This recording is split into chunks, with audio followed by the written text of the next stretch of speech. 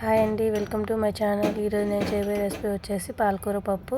So ముందుగా పాలకూర పప్పు కోసం ఒక కప్పు కందిపప్పు అయితే తీసుకున్నాను. కడిగి శుభ్రంగా కుక్కర్ గిన్నెలో తీసుకోవాలి. సో ఒక చిన్న టమాటో, అలాగే 2 లేదా 3 పచ్చిమిర్చి, అలాగే 3-4 వెల్లుల్లి రెబ్బలు తొక్క తీసుకొని అన్నీ ఒకసారి అయితే కట్ చేసుకొని కుక్కర్ గిన్నెలో అయితే తీసుకోవాలి. అన్నీ వేసుకున్న తర్వాత ఒక చిన్న నిమ్మకాయ సైజంత చింతపండు, అలాగే ఒక పావు కప్పు పసుపు, అరకప్పు కారం, అలాగే కొద్దిగా కల్లుప్పు వేసుకుంటున్నాను. సో 1 టేబుల్ స్పూన్ ఆయిల్ కూడా వేసుకుంటున్నాను. అన్నీ వేసుకున్న తర్వాత కుక్కర్ మూత పెట్టి ఒక 5-6 విజిల్స్ అయితే రానివ్వాలి. ఒక 5-6 విజిల్స్ వచ్చిన తర్వాత ప్రెషర్ అంతా పోయిన తర్వాత కుక్కర్ ఓపెన్ చేసి చూస్తే పప్పు అయితే బాగా ఉడికింది. సో ఇలా ఉడికిన పప్పుని ఒక గరిటె తీసుకొని బాగా కలుపుకోవాలి. సో మరీ మ్యాష్ చేయకూడదు. సో ఒకసారి అయితే అంతా కలుపుకొని ఈ పప్పు కోసం తాలింపు వేసుకోవాలి. ఈ పప్పు తాలింపు వేస్తే టేస్ట్ చాలా బాగుంటుంది.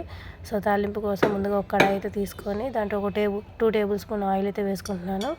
2 టేబుల్ స్పూన్ ఆయిల్ వేసిన తర్వాత ఆయిల్ హీట్ అవ్వనివ్వాలి. హీట్ అయిన తర్వాత కొన్ని పోపు గింజలు, అలాగే ఒక చిన్న ఉల్లిపాయ తీసుకొని సన్నగా తురుముకొని అవి కూడా వేసుకోవాలి. సో అవి కొంచెం వేగిన తర్వాత ఒక 4-5 వెల్లుల్లి రెబ్బలు పొట్టొల్చుకొని వేసుకోవాలి. అవి కూడా కట్ చేసుకోవాలి. సో అన్నీ వేగిన తర్వాత ఒక 3-4 ఎండుమిర్చి కూడా వేసుకొని శుభ్రంగా అన్నీ వేయించుకోవాలి.